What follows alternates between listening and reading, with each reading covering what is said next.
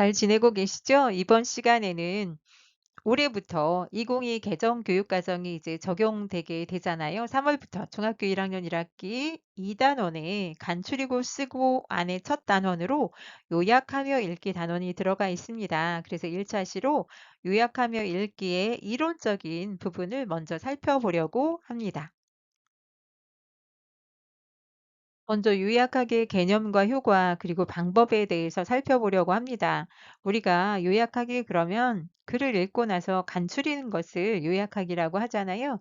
이때 글의 중심 내용을 간략하게 간추려 정리하는 것을 요약하기라고 합니다.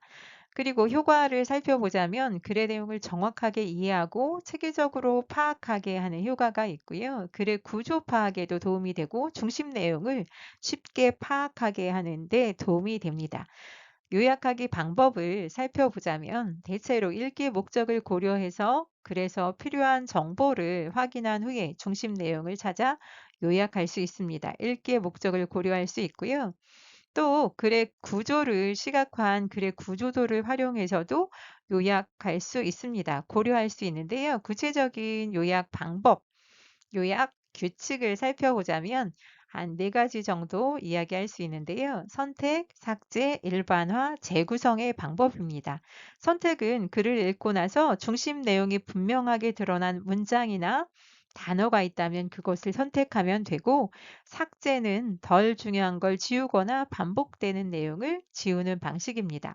일반화는 구체적인 개념이나 세부 정보를 나타내는 단어가 여러 개 있다면 이 단어를 포괄하는 단어를 생각해서 그 단어를 중심으로 해서 이제 묶는 방법을 일반화다라는 말을 쓰고요. 재구성은 주요 내용을 바탕으로 해서 중심 내용이 담긴 문장을 새로 만들어내는 방식이라고 생각하면 되겠습니다.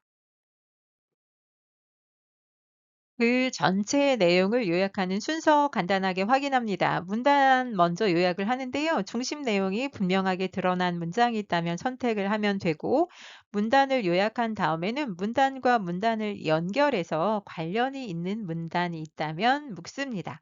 이러한 방식으로 이제 그 전체의 내용을 요약하게 되는데요. 문단별 요약 내용을 종합해서 글 전체의 내용을 요약합니다. 여기서 끝이 아니라 요약한 내용을 다시 읽어보고 검토하고 다듬는 단계까지가 요약하기라고 할 수 있습니다.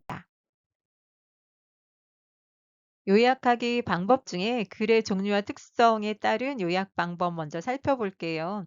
정보 전달하는 글을 우리가 설명문이라고 하고 주장하는 글을 논설문이라고 합니다. 이야기 글에는 이제 소설과 같은 글이 있는데요.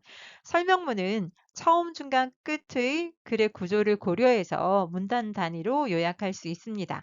그리고 설명하는 내용 가운데 중요한 정보를 중심으로 요약하며 구체적인 사례는 삭제합니다. 그래서 정보 중심으로 요약한다는 것, 글의 구조는 처음, 중간, 끝이라는 것 기억하면 되겠습니다. 논설문은 주장하는 글인데요. 서론, 본론, 결론의 글의 구조를 고려해서 문단 단위로 요약한 후에 문단의 관계를 정리할 수 있습니다. 주장이 무엇인지 파악하고 주장을 뒷받침하는 근거를 체계적으로 정리한 다음 주장과 근거를 중심으로 요약합니다. 주장하는 글 논설문은 주장과 근거가 드러나게 요약하는데 글의 구조는 서론, 본론, 결론이다 라고 할 수 있습니다. 이야기 글은 인물, 사건, 배경, 그리고 문제 해결 등의 요소를 중심으로 요약하는데요. 등장하는 사람이 누군지 찾아보고 그 사람들이 벌이는 일이 어떤 것인지, 그리고 시간과 장소는 어디인지, 그리고 어떤 문제를 어떻게 해결했는지 등을 정리하면 되겠습니다. 그리고 읽기 목적에 따라서도 요약하기 방법이 달라질 수 있는데요. 본인이 새로운 정보를 얻기 위해서 글을 읽는다면 새롭게 알게 된 내용을 중심으로 요약할 수 있습니다. 그리고 두 대상을 비교하며 또는 비교, 대조하며 읽을 수 있는데요. 대상 간의 공통점과 차이점을 중심으로 요약할 수 있습니다. 그리고 교훈과 감동을 얻기 위해서 글을 읽는다면 등장인물의 말이나 행동 중에서 감동적인 부분을 찾아서 요약할 수 있습니다. 글의 전개 방식도 살펴보는데요. 우리가 설명 방식 얘기할 때 한 번씩 들어볼 수 있는데요. 정의는 개념을 정리하는 방식입니다.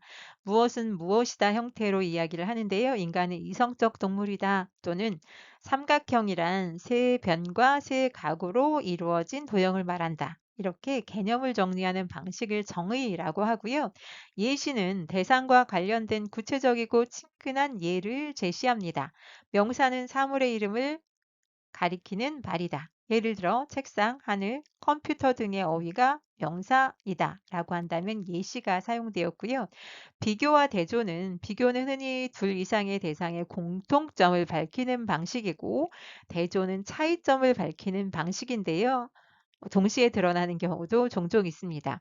축구와 농구는 구기 종목이지만 공통점이고요. 경기의 규칙에 차이가 있다. 차이점입니다. 분류와 구분을 살펴본다면 대상을 일정한 기준에 따라서 나누어 놓는 걸 구분이라고 하고요. 종류별로 묶는 걸 분류라고 하는데 그냥 넓게 분류라고 말하는 경우도 많습니다. 악기는 소리내는 방법에 따라 현악기, 관악기, 타악기 등으로 나눌 수 있다. 종류를 나눴잖아요. 분류의 방식 이야기할 수 있고요. 시의 종류에는 서정시, 서사시, 극시가 있다. 이런 방식, 분류입니다. 분석은 하나의 대상, 어떤 개념이나 대상을 체계적으로 나누어 설명하는 방식인데요. 국가는 국민, 국토, 주권으로 이루어져 있다. 또는 물고기는 머리, 몸통, 꼬리, 지느러미로 이루어졌다. 이렇게 구체적으로 체계적으로 나누는 방식을 말합니다.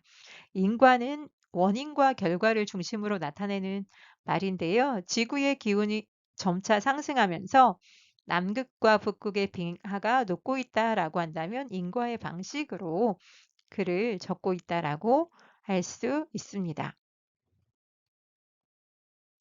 요약하며 읽기에서 우리가 요약문을 쓸 때는 흔히 읽기 목적을 먼저 세우고 이제 글을 읽잖아요. 그래서 읽기 목적 세우기, 그리고 글을 읽을 때 중심 내용을 찾으며 읽기, 그리고 글의 구조에 따라서 내용을 정리해 보고 글 전체의 요약문을 써볼 수 있습니다.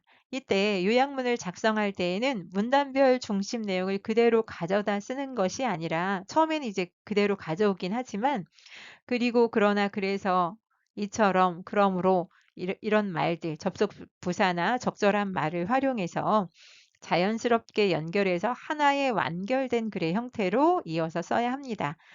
요약한 거 먼저 이제 그대로 가지고 와서 읽어보면서 검토하면서 그것을 하나의 완결된 글로 정리하면 되겠습니다. 오늘은 여기까지 하겠습니다. 고생하셨습니다.